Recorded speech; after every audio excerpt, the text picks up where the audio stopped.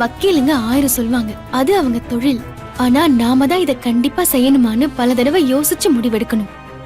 1000 தான் இருந்தாலும் அவங்க உங்க அக்கா. மல்லி, அவள அக்கான்னு சொல்லாத. அதானே அக்கா மாதிரி அவன் நடந்துக்கிட்டா தம்பிய குடும்பத்தோட திடுதிப்புன்னு ரோட்டுக்கு அனுப்புவா. அவளா ஒரு அக்காவா? அக்காவா அக்கா?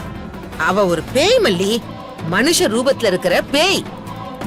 இங்க பாருங்க மாப்ள, இவ அப்படிதான் வள்ளலார் மாதிரி அன்பு, கருணை, இரக்கம், அமைதின்னு அப்படியே ஆன்மீக மேடையில பேசுற மாதிரி இவ பேசிட்டு இருப்பா.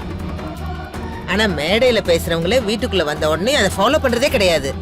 இவதான் அக்கா நொக்கானு. மல்லி, அம்மா சொல்றதுதான் சரி.